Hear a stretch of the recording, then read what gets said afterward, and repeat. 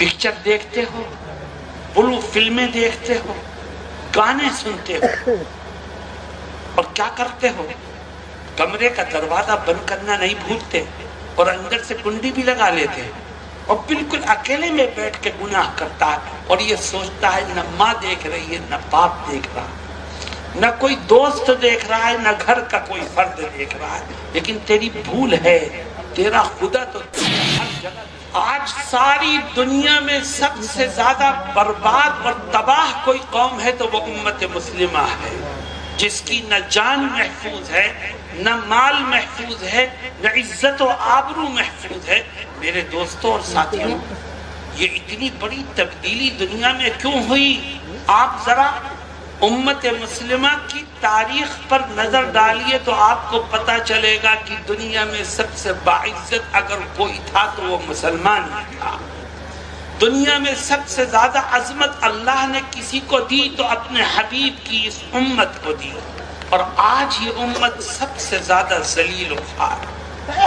मैं कहा करता हूं कि इस उम्मत का खून पानी से ज्यादा सस्ता हो गया है, इसकी किसी चीज की कोई हैसियत। क्यों? हमें गौर करना चाहिए कि वजह क्या है। मेरे दोस्तों, वजह अल्लाह के नबी हजरत मोहम्मद मुस्तफ़ा सल्लल्लाहु अलैहि वसल्लम आज से 1400 साल पहले बयान करके तशरीफ ले गए। आपने फरमाया कुरान करीम के सिलसिले में कि कुरान अल्लाह की किताब है, जब तक मेरी उम्मत इससे जुड़ी रहेगी अल्लाह उम्मत को इज्जत, कुव्वत, ताकत और दुनिया में चैन और सुकून अता फरमाए। और जब उम्मत का रिश्ता कुरान से टूट जाएगा तो ये जलील और खार और बर्बाद होकर रह जाएगा। आज अगर उम्मत परेशान है, तबाह है, मुसीबतों में घिरी हुई है, तो उसकी सबसे अहम वजह यह है कि हमारा रिश्ता, नाता कुरान करीम से टूट चुका। हमें कुरान करीम को पढ़ने का मौका नहीं, हमें कुरान करीम को समझने का हमारे पास टाइम नहीं। जब पढ़ने का टाइम नहीं, समझने का टाइम नहीं, तो बताओ इंसान कुरान की तालीमात पर अमल करे तो कैसे करे? मेरे दोस्तों और साथियों, मेरा आज का बयान कुरान पर ही होगा। कुरान की कुछ तालीमात मैं आपके सामने रखता हूं, लेकिन मेरी एक शर्त है, और शर्त यह है कि ये अहद करो रब्बे जुल जलाल से कि जो कुछ सुनोगे उस पर अमल करोगे इंशाअल्लाह। मैं कुरान से हटकर कोई बात नहीं करूंगा, लेकिन कुरान तो अल्लाह की किताब है, उसको हल्के में मत लेना, उसको मजाक मत समझना, उसको सुनी अनसुनी मत करना। एक एक इंसान से खुदा पूछेगा, पकड़ करेगा कि तेरे सामने मेरी बातें पेश की गई थी, मेरी तालीमात को रखा गया था, ये बता कितना अमल किया, कितना छोड़ा। तो बताओ, भागने के रास्ते बंद हो जाए। ये सोच के बैठो कि आज जो सुनेंगे उस पर अमल करेंगे। मेरे दोस्तों और साथियों, मेरे दिल में एक दर्द है, एक उड़न है, और मैं चाहता हूँ कि जो दर्द मेरे दिल में है वो दर्द आपके दिलों में भी पैदा हो जाए। मैं चाहता हूं कि जो कुढ़न मुझे है वो कुढ़न आपके दिल की कुढ़न भी बन जाए। क्या दुख है, क्या परेशानी है, क्या फिक्र है, क्या कुढ़न है? मेरे दोस्तों और साथियों, मुझे हर वक्त एक फिक्र और कुढ़न खाई जाती है, और वो कुढ़न ये है कि एक दिन मुझे अपने रब के सामने खड़े होकर अपने किए का हिसाब देना पड़ेगा। कयामत का दिन होगा जिसमें मैं भी अपने रब के सामने होऊंगा और आप में से हर एक। बताओ, उस दिन की फिक्र करनी चाहिए कि नहीं करनी चाहिए? मेरे दोस्तों, वो दिन कैसा होगा? अल्लाह रब्बुल इज्जत कुरान करीम में जगह जगह कयामत के दिन के मनाजिर को पेश करता है ताकि इंसानों के दिलों में उसकी अजमत बैठे, लोगों के ज़हन और दिमाग में उसकी फिक्र पैदा हो, और जब फिक्र पैदा होगी तो अल्लाह रब्बुल इज्जत तुझे नजात की राहें भी दिखाएगा। اور جب تیرے دل میں فکر ہی نہیں ہے قیامت کے دن کی تو خدا تو بڑا مستغنی عن العباد ہے. فرماتا ہے واللہ الغنی وانتم الفقراء، کہتا میں تو بڑا بے نیاز ہوں، مجھے نہ تمہاری ضرورت، نہ تمہاری نمازوں کی، سجدوں کی، روز کسی چیز کی ضرورت نہیں. ہاں تم قدم بقدم میرے محتاج ہو، میں تمہارا محتاج ہوں. میرے دوستو قیامت کے دن کی فکر اپنے دلوں میں پیدا کرو. کیسا دن ہوگا قیامت کا؟ اللہ رب العزت قرآن کریم میں جگہ جگہ اس کے مناظر کو بیان کرتا ہوں. میں بھی آپ کے سامنے رکھتا ہوں تاکہ آپ کے دلوں میں بھی اس دن کی فکر پیدا ہو. اللہ کیا کہتا ہے؟ فرماتا ہے قیامت کو معمولی مت سمجھو. یا ایھا الناس اتقوا ربکم ان زلزلۃ الساعۃ شیء عظیم. اے ایمان والو اپنے رب سے ڈرو اور سنو قیامت کا جھٹکا بہت خطرناک چیز ہے. ہر انسان کا دل پھٹ جائے گا اور جتنے روئے زمین پر ہیں قیامت کے دن سب کی موت ہوگی اور پھر اللہ سب کو ان کی قبروں سے زندہ کر کے اٹھا دے. کتنا خطرناک دن ہوگا، اتنا بھیانک دن ہوگا وہ جس میں بھی ہوں گا، آپ میں سے ہر ایک اپنے رب کے سامنے کھڑا ہوگا. اللہ رب العزت کہتا ہے اتنی دہشت ہوگی لوگوں کے دلوں میں کہ یوم ترونہا تذہل کل مرضعۃ عما ارضعت. اللہ کہتا ہے وہ دن ایسا دن ہوگا کہ خوف اور دہشت کی وجہ سے دودھ پلانے والی عورتیں اپنے دودھ پیتے بچوں کو بھلا بیٹھیں. یوم ترونہا تذہل کل مرضعۃ عما ارضعت وتضع کل ذات حمل حملہا. کتنا خوف و دہشت ہوگا اس دن. اللہ فرماتا ہے اتنا لوگ خوف زدہ ہوں گے کہ خوف و دہشت کی وجہ سے حاملہ عورتیں اپنے حمل کو ضائع کر بیٹھیں. اور آگے تو حد کر دی قرآن نے انسانوں کے ڈر کو، اس دن کے خوف و دہشت کو بیان کرتے ہوئے رب ذوالجلال کہتا ہے وَتَرَى النَّاسَ سُكَارَى وَمَا هُمْ بِسُكَارَى وَلَكِنَّ عَذَابَ اللَّهِ شَدِيدٌ. اور اے نبی آپ دیکھیں گے لوگوں کو تو آپ کو ایسا لگے گا کہ اس دن لوگوں نے نشے کی کوئی چیز کھا لی ہے. لوگ خوف کی وجہ سے کوئی گرے گا، کوئی بھاگے گا، کوئی چیخے گا، کوئی چلائے گا. آدمی کو چین و سکون نہیں ہوگا، ایسا لگے گا کہ اس نے نشے کی کوئی چیز کھا لی ہے. لیکن اللہ کہتا ہے اے نبی کسی نے نشہ نہیں کیا ہوگا بلکہ اللہ کے عذاب کو دیکھ کر کے لوگوں کی عقلیں کام کرنا چھوڑ دیں. آج سورج ہم سے کروڑوں میل دور ہے. اس دن یہ سورج صرف 1 میل کے فاصلے پر آگ اگل رہا ہوگا. اس میں سے اتنی گرمی نکلے گی کہ انسان اس گرمی میں جل بھن کے پھر مر جائے گا. لیکن وہ قیامت کا دن ہوگا اس لیے دوبارہ کسی کو موت نہیں آئے. آدمی جلے گا، بھنے گا، تپے گا لیکن مرے گا نہیں. نہ کوئی گھر ہوگا جہاں جا کے پناہ لے لے، نہ کوئی درخت ہوگا جس کا سایہ حاصل کر دے، نہ کوئی پہاڑ ہوگا جس کی کوہ میں بیٹھ جائے تو کہاں جائے. یہ دن کتنا لمبا دن ہوگا. قرآن اس دن کی لمبائی کو بھی بیان کرتا ہے. 24 گھنٹے میں ختم ہو جائے تو آدمی جھیل لے. کیا کہتا ہے تعرج الملائکۃ والروح الیہ فی یوم کان مقدارہ 50,000 سنہ. اللہ کہتا ہے یہ دن اتنا لمبا ہوگا، اتنا لمبا ہوگا کہ اے انسانوں تمہارے دنوں کے حساب سے قیامت کا ایک دن 50,000 سال کے برابر کا. کہاں جائے گا انسان؟ اس دن نجات کیسے ملے گا؟ اللہ رب العزت فرماتا ہے خوف و دہشت کا یہ عالم ہوگا کہ بچوں کے اوپر اس کا اثر پڑے گا. بڑے تو خوف و دہشت کی وجہ سے ان کی عقلیں کام کرنا چھوڑ دیں گی، لیکن بچوں کا کیا حال ہوگا؟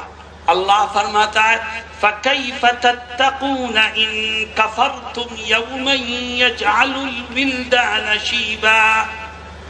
ارے کیا حال ہوگا تمہارا اگر تم نے اس دن کو بھلا دیا جو دن بچوں کو بوڑھا کرنے والا ہے. مفسرین نے لکھا ہے کہ بچوں کے بوڑھا ہونے کا کیا مطلب. بعض لوگ کہتے ہیں کہ بچوں کے بوڑھا ہونے کا مطلب یہ ہے کہ بچے بھی خوف و دہشت کی وجہ سے اپنے بچپنے والے کاموں کو چھوڑ کر بوڑھوں کی طرح سنجیدہ ہو کے بیٹھ جائیں. اور بعض لوگوں نے کہا کہ نہیں، بچوں کے بوڑھا ہونے کا مطلب یہ ہے کہ دن اتنا لمبا ہوگا کہ جو اس دن کے شروع میں بچہ ہوگا وہ دن کے ختم ہوتے ہوتے بوڑھا ہو چکا. میرے دوستوں اور ساتھیوں، بتاؤ اس دن نجات ملے گی تو کیسے ملے گی؟ میں آپ سے سوال کرتا ہوں کہ اس دن کی تیاری اور فکر کرنی چاہیے کہ نہیں کرنی چاہیے؟ میرے دوستوں، ایک دن ام المؤمنین عائشہ صدیقہ رضی اللہ عنہا حضرت محمد مصطفیٰ صلی اللہ علیہ وسلم کے پاس بیٹھی. اچانک ان کی آنکھوں سے آنسو جاری ہو گئے. آقا کی نظر ان کے چہرے پر پڑی تو آقا نے فرمایا ما یبکیکی یا عائشہ، اے عائشہ کس چیز کی وجہ سے تم رو رہی ہو؟ کون سی بات ہے جو تمہیں رلا رہی ہے؟ تو ام المؤمنین کیا جواب دیتی؟ فرماتی ہیں آقا میرے ذہن میں قیامت کے مناظر گھوم گئے، خوف و دہشت کی وجہ سے آنکھوں سے آنسو جاری ہو گئے کہ اس دن کیا ہوگا. یہ کون رو رہا ہے قیامت کے دن کو یاد کر کے؟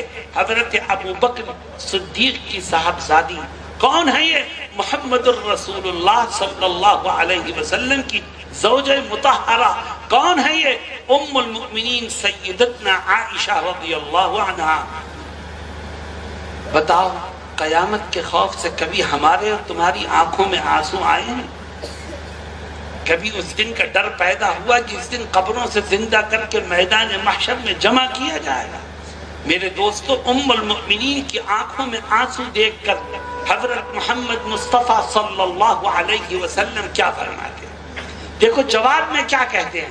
آپ انہیں تسلی نہیں دیتے. یہ نہیں کہتے تم میری بیوی ہو فکر مت کرو. یہ نہیں کہتے کہ تم تو ام المؤمنین ہو فکر مت کرو. یہ نہیں کہتے کہ تم تو ابو بکر کی بیٹی ہو فکر مت کرو. کیا کہتے ہیں؟ کہتے ہیں عائشہ حقیقت یہ ہے کہ قیامت کے دن 3 موقع ایسے آئیں گے کہ جس میں کسی کو دوسرے کی خبر نہیں ہوگی، ہر ایک کو صرف اپنی ہی فکر ہوگی. وہ 3 موقع کون سے ہیں دوستو؟ اس کی تیاری اگر آج سے کرو گے تو خدا تمہیں میدان محشر کی ذلتوں سے محفوظ رکھے. وہ 3 موقع کیا ہیں؟ میدان محشر میں 3 طرح کے اعلانات ہوں گے یکے بعد دیگرے، اور ہر اعلان کے بعد ہر آدمی، عالم ہو جاہل ہو، جوان ہو بوڑھا ہو، گاؤں میں رہنے والا ہو، ہر آدمی کو صرف اپنی فکر ہوگی. نہ بیوی کی فکر، نہ بچوں کی فکر، نہ دوستوں کی فکر، نہ ملنے. ہر آدمی کو صرف اپنی فکر ہوگی. وہ 3 اعلانات کیا ہیں میں اس کو ذکر کروں گا، لیکن میرے دوستو توجہ سے سنو تاکہ تم بھی اپنے دل میں فکر پیدا کرنے والے بن جاؤ. سب سے پہلا اعلان نبی کریم صلی اللہ علیہ وسلم فرماتے ہیں سورج 1 میل کے فاصلے پر آگ اگل رہا ہوگا، سارے انسان پریشان ہوں گے. خدا کی طرف سے ایک اعلان، اور اعلان یہ ہوگا اللہ کہے گا فرشتوں سے کہ اے فرشتوں میرے بندوں کے اعمال کا وزن کرو. بس جیسے ہی اعمال کا وزن کرو یہ اعلان ہوگا. ہر ایک کو اپنی فکر ہوگی کہ پتہ نہیں اب کیا ہونے والا. کیوں؟ قرآن اعلان کرتا ہے کہ جب اعمال کے وزن کا اعلان ہوگا تو ہر ایک کی نیکیاں اور برائیاں تولی جائیں گی. جس کی نیکیوں کا پلہ جھک گیا وہ سمجھ لے کہ اس کے لیے جنت کے دروازے کھلتے چلے جائیں، اور جس کی نیکیوں کا پلہ ہلکا رہ گیا، گناہوں کا پلہ جھک گیا، تو اس کو آج جہنم سے کوئی بچانے والی طاقت نہیں. جب اعلان ہوگا کہ اعمال کا وزن کیا جائے تو ہر ایک کے دل میں یہ خواہش ہوگی کاش کہ میری نیکیوں کا وزن بڑھ جائے. مگر میرے دوستو اس دن کی خواہش تم میں سے کسی کے کام نہیں آئے گی۔ قرآن کہتا ہے فَأَمَّا مَن ثَقُلَتْ مَوَازِينُهُ فَهُوَ فِي عِيشَةٍ رَاضِيَةٍ، کہ جس کی نیکیوں کا وزن بڑھ گیا، تو یاد رکھو ادھر تیری نیکی کا وزن بڑھے گا، جیسے ہی تیرا ترازو کا پلڑا نیکیوں کا جھکے گا، فوراً دوسری طرف آٹومیٹکلی جنت کا دروازہ تیرے لیے کھل جائے گا۔ فَأَمَّا مَن ثَقُلَتْ مَوَازِينُهُ فَهُوَ فِي عِيشَةٍ رَاضِيَةٍ وَأَمَّا مَنْ خَفَّتْ مَوَازِينُهُ فَأُمُّهُ هَاوِيَةٌ، اور جس کی نیکیوں کا وزن ہلکا رہ جائے اور گناہوں کا وزن بڑھ جائے تو اس کا ٹھکانہ خدا کے ہاں جہنم کے سوا کچھ نہیں۔ میرے دوستو یہ اعلان ہوگا، اس وقت ہر ایک کو اپنی فکر ہوگی، لیکن اس وقت کی فکر کسی کے کام نہیں آئے گی۔ میں تم سے پوچھتا ہوں، یہ بتاؤ کہ تم اپنی نیکیوں کا وزن بڑھانا چاہتے ہو کہ نہیں بڑھانا چاہتے؟ بولو بھائی، کیسے بڑھاؤ؟ دیکھو اس کی فکر ابھی سے کرو، صرف 2 کام کر لو۔ جس نے زندگی میں 2 کام کیے، چاہے عالم ہو چاہے جاہل ہو، جس نے یہ 2 کام کیے، اللہ اس کی نیکیوں کے وزن کو بڑھا دے گا۔ کیا ہے وہ 2 کام؟ پہلا کام، میرے دوستوں اور ساتھیوں، آج سے طے کر لو کہ زندگی کے آخری سانس تک جو بھی نیکی کریں گے صرف اللہ کے لیے کریں گے، کسی کو دکھانے کے لیے نہیں کریں گے۔ جو انسان اپنی نیکیوں کو اللہ کی رضا کے لیے انجام دے گا، اللہ اس کی نیکیوں کے وزن کو بڑھا دے گا۔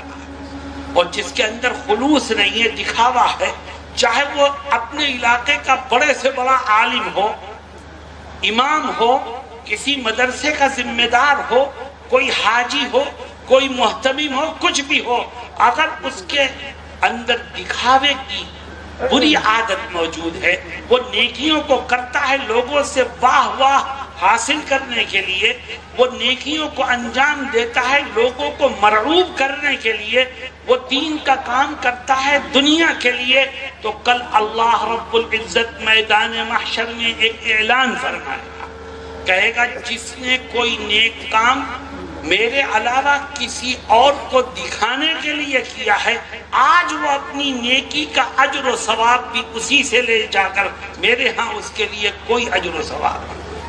بتاؤ انسان کہاں جا کے اپنا سر پھوڑے گا؟ میرے دوستو طے کرو کہ ہم جو کچھ کریں گے اور کر رہے ہیں اس کا مقصد اللہ کی رضا کے سوا کچھ نہیں۔ اور ذہن میں رکھو کہ بندوں کی رضا کے لیے میں کون سا بندہ میرے کس کام آ سکتا ہے؟ کسی میں طاقت نہیں کہ میری ضرورت کو پورا کر سکے، میری ضرورت تو میرا رب ہی پورا کر سکتا ہے، مجھے عزت تو میرا رب ہی دے سکتا ہے، مجھے پریشانیوں سے تو میرا رب ہی بچا سکتا ہے، مجھے ذلتوں سے محفوظ رکھنے کی طاقت میرے رب کے سوا کسی کے پاس نہیں، تو کیوں آدمی کسی کو دکھانے کے لیے کرے؟ آج سارے فتنوں کی جڑ یہ ہے کہ دین کا کام کرنے والوں کے دلوں سے خلوص للہیت نکل جاتی ہے۔ میں عام پبلک کی بات نہیں کرتا، دین کا کام کرنے والوں کی بات کرتا ہوں۔ اسی لیے ہر جگہ فتنے ہیں، اختلافات ہیں، جھگڑے ہیں۔ میرے دوستو خلوص کے اندر بڑی طاقت ہے، جس کا جو مخلص ہوگا رب ذوالجلال ہر قدم پر اس کی مدد اور نصرت فرمائے گا، اور جو دکھاوے کے لیے کام کرے گا تو میرے دوستو اللہ ہمارے ظاہر سے بھی واقف، ہمارے باطن سے بھی واقف۔ آؤ طے کرو کہ انشاءاللہ آخری سانس تک جو بھی نیکی کو کریں گے وہ صرف اللہ کی رضا کے لیے کریں گے۔ دوسرا کام، اگر تم چاہتے ہو تمہاری نیکیوں کا وزن بڑھ جائے تو قیامت کے دن میدان محشر میں کھڑے ہو کر فکر کرنے سے کچھ حاصل نہیں، اس کی فکر ابھی ہے۔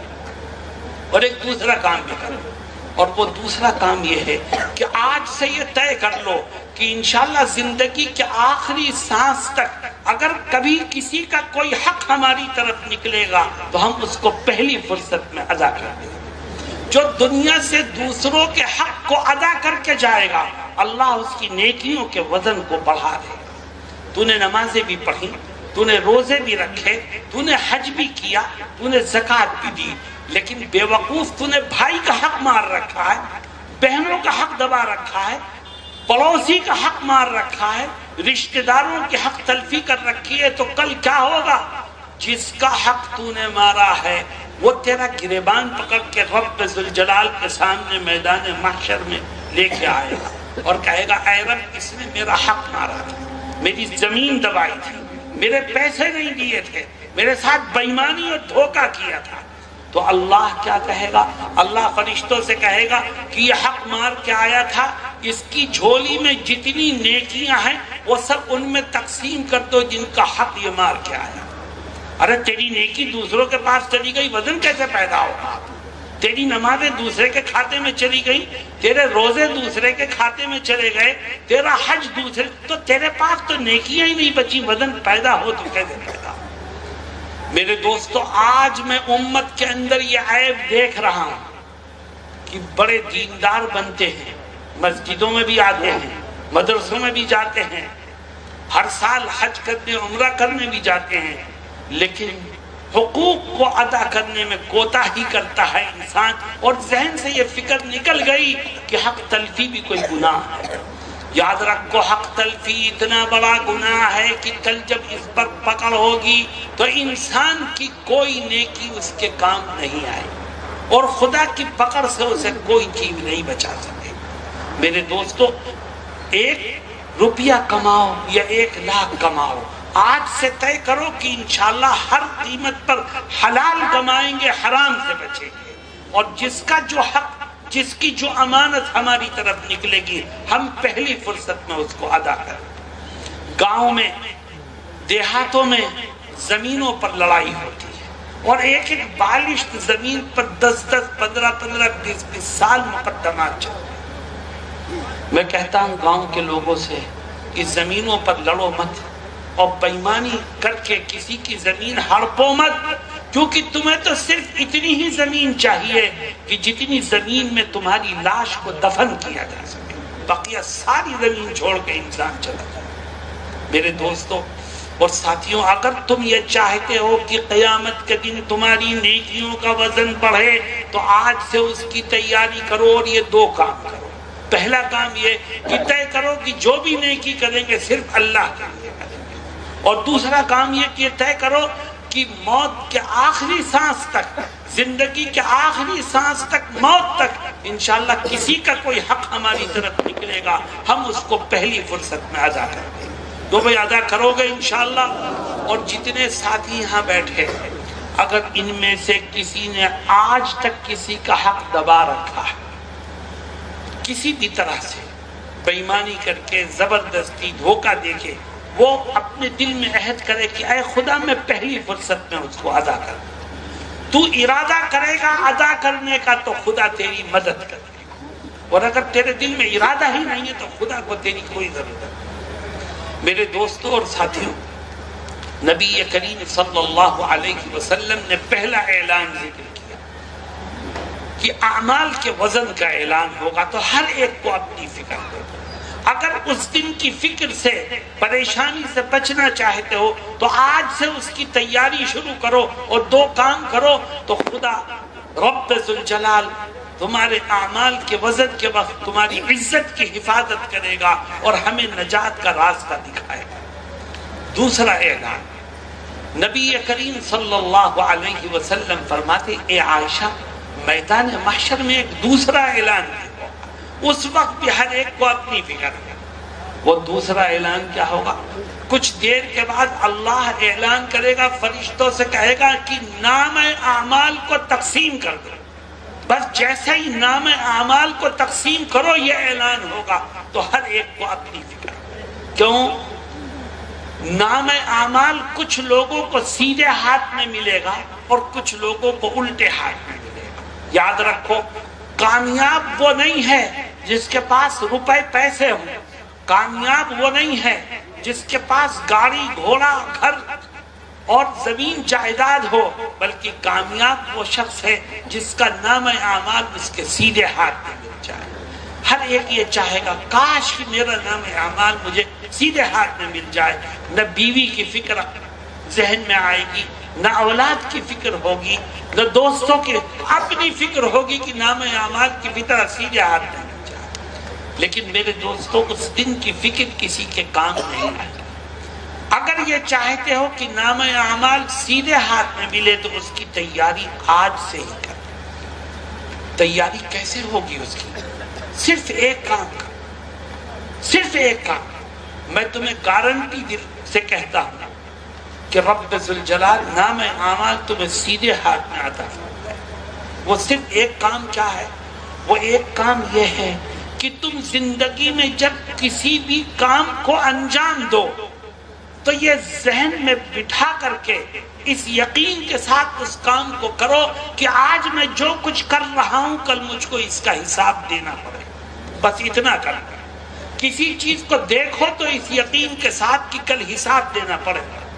کچھ سنو تو اس یقین کے ساتھ کہ کل حساب دینا پڑے گا. کچھ بولو تو اس یقین کے ساتھ کہ کل حساب دینا پڑے گا. کچھ پکڑو تو اس یقین کے ساتھ کہ کل حساب دینا پڑے گا.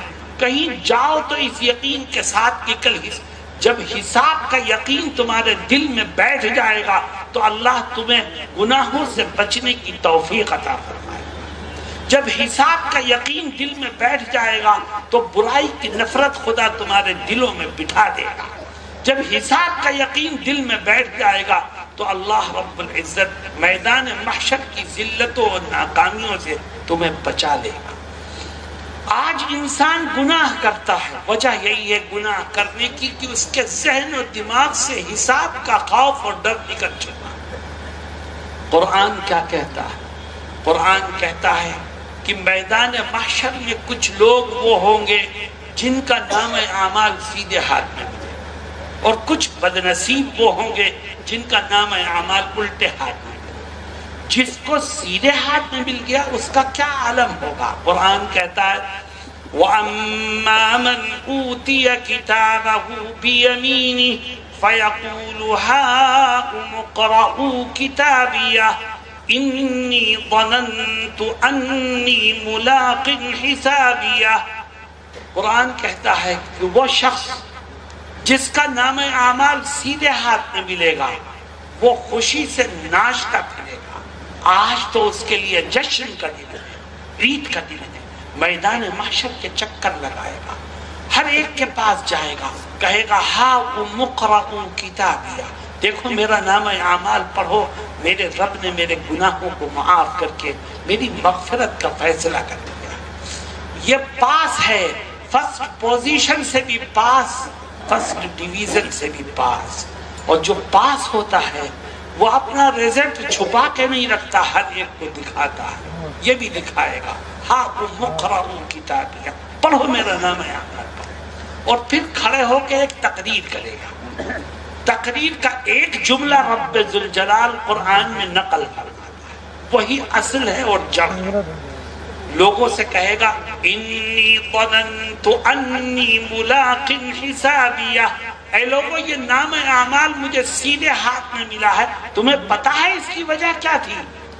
یاد رکھو یہ نام اعمال مجھے سیدھے ہاتھ میں اس لیے ملا کہ اس کی وجہ صرف ایک ہے، اور وہ یہ ہے کہ میں نے دنیا میں جو کام بھی کیا اس یقین کے ساتھ کیا تھا کہ کل مجھ کو اپنے کیے کا حساب دینا پڑے. یہ یقین میرے دل میں تھا تو رب نے نام اعمال مجھے سیدھے ہاتھ میں عطا کیا. انی ظننت انی ملاق حسابیہ.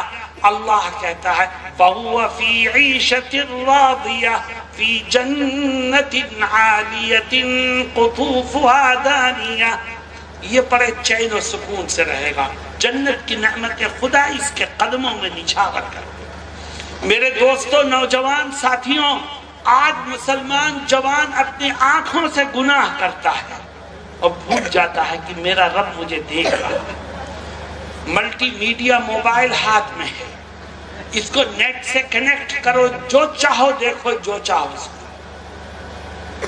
پکچر دیکھتے ہو، بلو فلمیں دیکھتے ہو، گانے سنتے ہو، اور کیا کرتے ہو؟ کمرے کا دروازہ بند کرنا نہیں بھولتے اور اندر سے کنڈی بھی لگا لیتے ہیں اور بالکل اکیلے میں بیٹھ کے گناہ کرتا ہے اور یہ سوچتا ہے نہ ماں دیکھ رہی ہے، نہ باپ دیکھ رہا ہے، نہ کوئی دوست دیکھ رہا ہے، نہ گھر کا کوئی فرد دیکھ رہا ہے. لیکن تیری بھول ہے، تیرا خدا تو تجھے ہر جگہ دیکھ رہا ہے. اللہ قرآن میں کیا کہتا ہے؟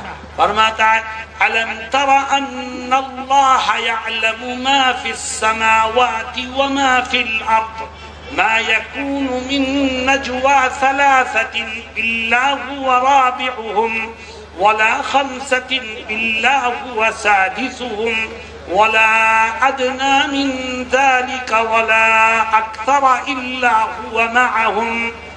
اللہ کہتا ہے اے لوگوں، رب ذوالجلال کی ذات وہ ہے جو زمین و آسمان کی ہر چیز سے واقف ہے۔ اور سنو، جہاں تم 3 آدمی بیٹھ کر چپکے چپکے باتیں کرتے ہو، وہاں تم 3 نہیں ہوتے، وہاں چوتھا تمہارا خدا بھی ہوتا ہے۔ جہاں تم 4 آدمی بیٹھ کر کانا پھوسی کرتے ہو، وہاں تم 4 نہیں ہوتے، وہاں 5واں تمہارا خدا بھی ہوتا ہے۔ اور سنو، تمہاری تعداد کم ہو یا زیادہ، ہر جگہ تمہارا خدا تمہارے ساتھ۔ تو تو نے کمرے میں بیٹھ کر جو گناہ کیا اپنے جیسے انسانوں سے تو چھپا سکتا ہے، مگر بتا اپنے رب ذوالجلال سے کیسے اسے چھپائے؟ کتنے لوگ بیٹھے ہیں جن کے چہروں پر داڑھیاں نہیں ہیں، سن لے کان کھول کے کہ جب صبح کو اٹھ کے شیشے کے سامنے کھڑے ہو کر ریزر سے اپنی داڑھی کو، نبی کی سنت کو صاف کر کے نالی میں بہانے کا ارادہ کرنا، تو یہ سوچ لینا کہ آج جو کر رہے ہو کل اس کا حساب دینا پڑے گا۔ یہ کھیل نہیں ہے۔ نبی کی سنت کا مذاق مسلمان اڑا رہا ہے، نبی کی سنت کی توہین مسلمان کر رہا ہے، اور کہتا ہے کہ نبی کے دامن کو تھام لو بیڑا پار ہو جائے گا۔ اگر نبی کے دامن کو تھامنے والا بننا چاہتا ہے تو نبی کی ایک ایک سنت کو سینے سے لگا اور یہ اعلان کر کہ میں دنیا کو، دنیا والوں کو ٹھوکر مار سکتا ہوں مگر اپنے آقا کی سنت کو نہیں چھوڑ سکتا۔ میرے دوستوں اور ساتھیوں، جو کام کرو یہ سوچ کے کرو کہ کل حساب دینا ہوگا۔ اور دیکھو، یہ آنکھیں، یہ کان، یہ ہاتھ جس سے داڑھی کو نوچ کر کے نالیوں میں بہا رہے ہو، جس سے ظلم و ستم کرتے ہو، جس کو منمانے غلط انداز سے استعمال کرتے ہو، یہ سارے اعضاء ہمارے نہیں ہیں، ان کا مالک تو رب ذوالجلال ہے۔ مالک ہم نہیں ہیں، ہمیں تو یوز کرنے کو دیا گیا ہے، مالک تو وہ ہے۔ اس لیے کل خدا ہم سے حساب لے گا۔ یہ بتا، آنکھوں سے تو نے کیا کیا دیکھا؟ یہ اللہ میری آنکھ تھی، میں جو چاہوں دیکھوں؟ نہیں، تیری آنکھ نہیں تھی، آنکھ کا مالک تو خدا ہے۔ پوچھے گا تو نے آنکھوں سے کیا کیا دیکھا، کان سے کیا کیا سنا، ہاتھ سے کیا کیا پکڑا، کون کون سے کام کیے؟ انسان شش در رہ جائے گا، جواب نہیں بن پڑے گا۔ کچھ لوگ جھوٹ بولیں گے تو اللہ رب العزت کیا کہتا ہے؟ فرماتا ہے اليوم نختم على افواههم وتكلمنا ايديهم وتشهد ارجلهم بما كانوا يكسبون، کہ آج ہم تیری زبان کچھ دیر کے لیے بند کر دیں گے، پھر کیا ہوگا؟ تیرے ہاتھ بولیں گے ان سے کون کون سے گناہ کیے، تیرے پیر بولیں گے ان سے کون کون سے الٹے سیدھے کام لیے، تیری آنکھیں تیرے خلاف گواہی دیں، تیرے کان بولیں گے کون کون سے گانے سنے، آنکھیں بتائیں گی کون کون سی پکچریں دیکھی، تیرے جسم کا رواں رواں تیرے خلاف گواہی۔ حتی اذا ما جاؤوها شہد علیہم سمعهم وابصارهم وجلودهم بما كانوا يعملون۔ میرے دوستوں اور ساتھیوں، دل کے اندر یہ بٹھا لو کہ آج میں جو کچھ کروں گا کل مجھے اس کا حساب دینا ہے۔ دل میں تم یہ بٹھاؤ، اللہ اس کی برکت سے تمہیں گناہوں سے بچنے کی توفیق عطا کرے اور نام اعمال سیدھے ہاتھ میں ملے گا۔ ورنہ کیا ہوگا؟ نام اعمال کچھ لوگوں کو الٹے ہاتھ میں بھی ملے گا۔ جس کو الٹے ہاتھ میں ملے گا وہ کیا کرے گا؟ خدا اس کی بھی منظر کشی کرتا ہے۔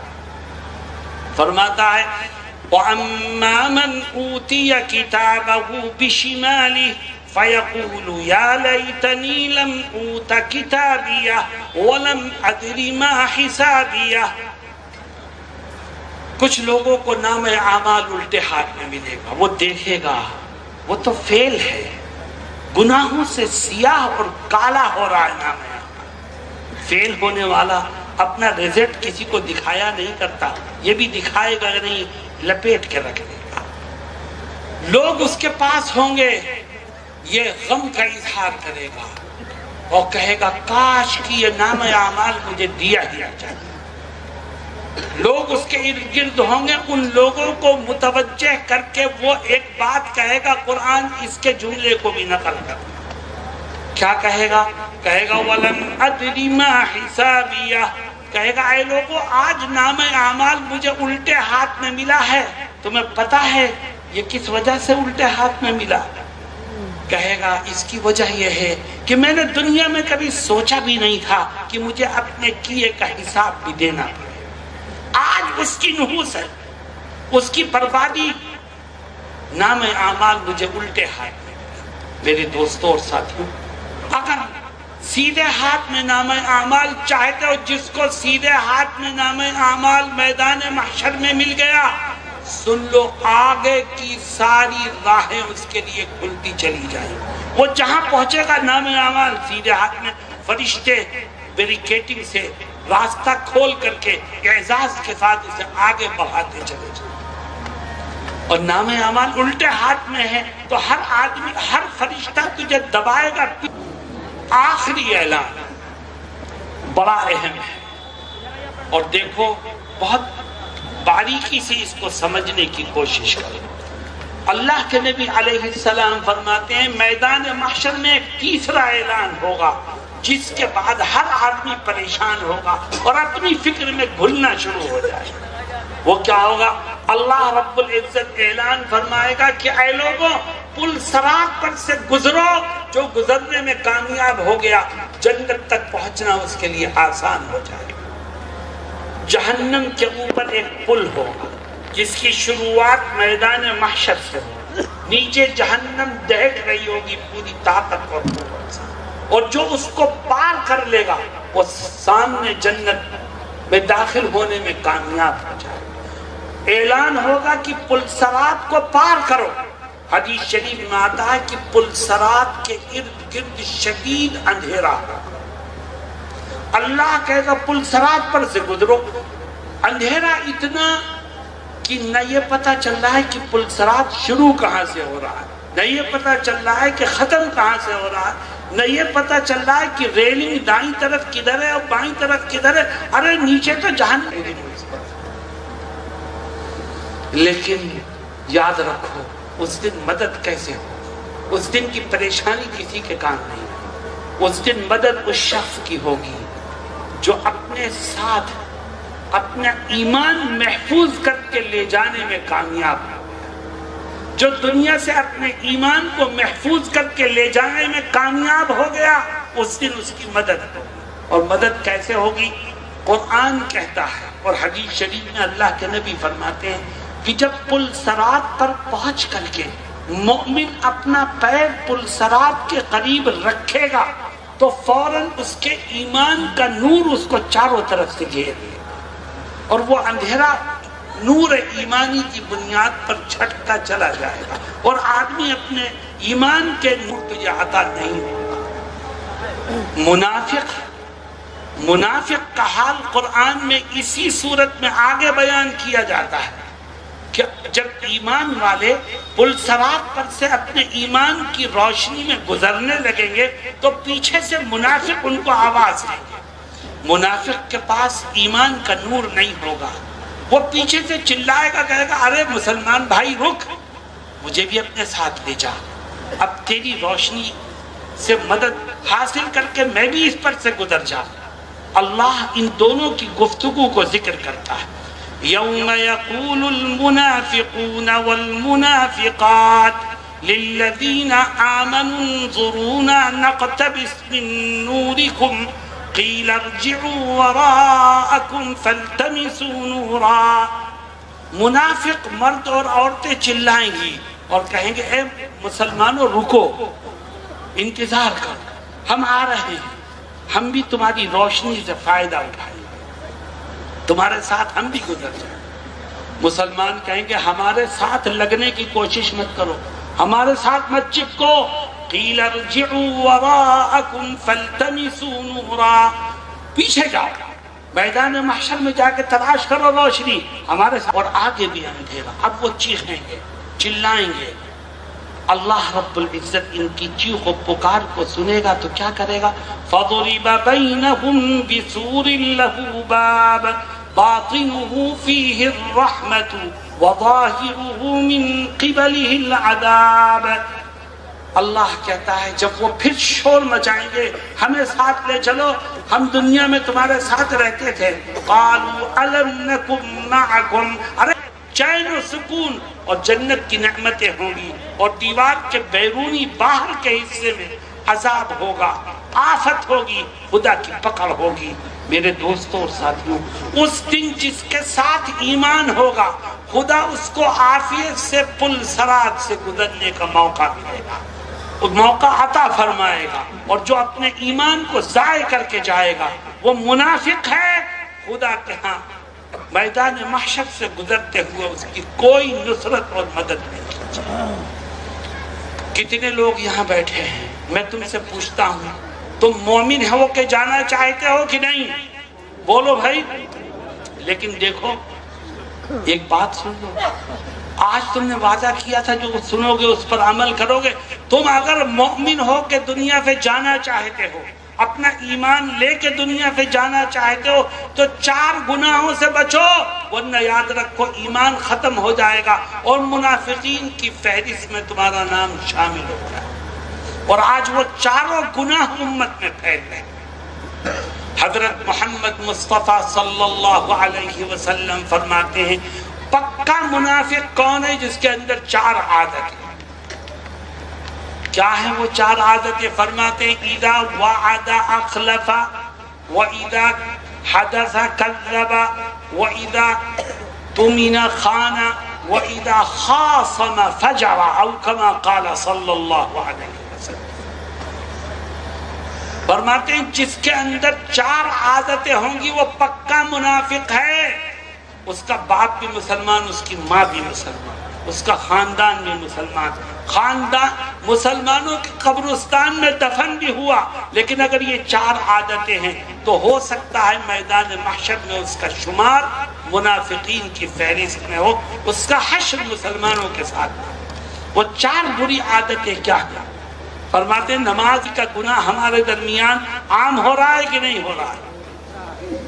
اللہ اکبر۔ فرماتے ہیں نبی کریم علیہ السلام جب یہ برائی عام ہوگی تو مسلمان نہیں رہے گا، منافق ہو جائے گا۔ آج سے طے کرو کہ ہم جب بھی کسی سے وعدہ کریں گے انشاءاللہ ہر قیمت پر اس کو پورا کریں۔ جس نے وعدے کو پورا کیا اس نے اپنے ایمان کو محفوظ کر دیا، اور جو ایمان کو محفوظ کرنے میں کامیاب ہوا پل صراط پر سے گزرنا اس کے لیے آسان ہے۔ دوسرا گناہ وَإِذَا حَدَّثَ كَذَبَ، فرماتے ہیں منافق کی دوسری عادت یہ ہے کہ وہ جب بھی بولتا ہے تو ہمیشہ جھوٹ بولتا ہے۔ بتاؤ مسلمان جھوٹ بول رہا ہے کہ نہیں بول رہا؟ میرے دوستوں اور ساتھیوں، تھوڑے سے نفع کے لیے آدمی جھوٹ بولتا ہے، کسی نقصان سے بچنے کے لیے جھوٹ بولتا ہے، اور یہ بھول جاتا ہے کہ نفع نقصان کا مالک تو اللہ ہے، میرا جھوٹ مجھے نقصان سے بچا نہیں سکتا، میرا جھوٹ مجھے فائدہ دلا نہیں سکتا۔ آج سے طے کرو کہ انشاءاللہ جب بھی بولیں گے تو ہمیشہ سچ بولیں۔ تو بھائی عمل کرو گے اس پر؟ جھوٹ کی نفرت دل میں بٹھاؤ کہ جھوٹ بولو گے تو کل پل صراط پر سے گزرتے ہوئے ایمان کا نور تمہارے کام نہیں آ سکے گا، تو پھر کسی اور سے نور مانگو گے۔ دیکھو قرآن کہتا ہے جس سے مانگو گے چاہے وہ تمہارا باپ ہی کیوں نہ ہو، کوئی تمہاری اس وقت مدد نہیں کرے۔ چوتھا گناہ جو منافقین میں کا ہے اور مسلمانوں میں عام ہو رہا ہے، وَإِذَا اؤْتُمِنَ خَانَ، کہ منافق وہ ہے کہ جب اس کے پاس کسی کی امانت ہو تو امانت ادا کرنے کے بجائے اس میں خیانت کرے۔ اور آج مسلمان خیانت کر رہا ہے۔ مسلمان کی نشانی یہ تھی کہ اگر کسی کی امانت اس کے پاس ہے تو جس کاغذ میں وہ لپٹی ہوئی تھی 10 سال کے بعد واپس کرتا تو اسی کاغذ میں لپٹی بھی ملا تھا۔ کیا آج اس پر عمل ہو رہا ہے؟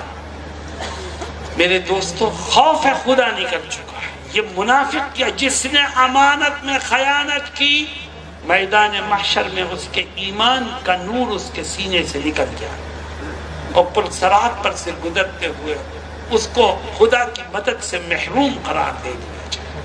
آج وعدہ کرو، طے کرو کہ زندگی کے آخری سانس تک انشاءاللہ کبھی کسی کی امانت میں، کسی کے حق میں کوتاہی نہیں کرے۔ آخری چیز فرمایا کہ منافق کی ایک اور علامت ہے، اور وہ کیا ہے؟ وَإِذَا خَاصَمَ فَجَرَ، کہ منافق کی عادت یہ ہے کہ جب اس کا کسی سے جھگڑا ہوتا ہے، دیکھو جھگڑا تو ہو سکتا ہے، گھروں میں جھگڑا ہو جاتا ہے، محلوں، اور آج کل تو مسجدوں میں جھگڑے ہو رہے ہیں، لیکن منافق کی علامت یہ ہے کہ جیسے کسی سے جھگڑا ہو فوراً ماں بہن کی گالیاں شروع کر دیتا ہے۔ فرماتے جو ماں بہن کی گالیاں دے، جھگڑا ہونے پر فوراً گالم گلوچ پر اتر آئے، سمجھ لو وہ منافق ہے۔ خدا میدان محشر میں ایمان کے نور سے اس کو محروم کر۔ بتاؤ آج یہ گناہ مسلمانوں میں عام ہو رہا ہے کہ نہیں؟ یوم یقول المنافقون والمنافقات للذین آمنوا انظرونا نقتبس من نورکم قیل ارجعوا وراءکم فالتمسوا نورا فضرب بینہم بسور له باب باطنه فيه الرحمة وظاهره من قبله العذاب۔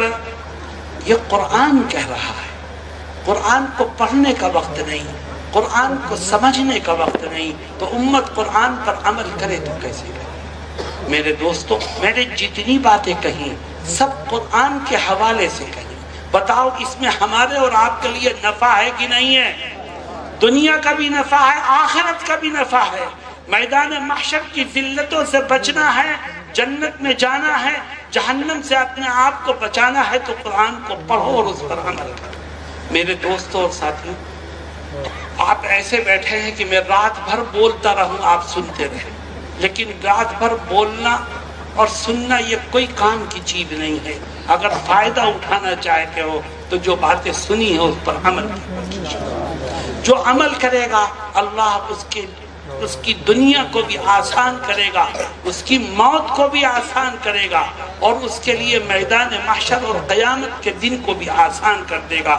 اللہ رب العزت مجھے اور آپ کو کہنے اور سننے سے زیادہ عمل کی توفیق سے مالا مال فرمائے۔ وآخر دعوانا ان الحمدللہ۔ سبسکرائب شافی اسلام کیرانہ یوٹیوب چینل۔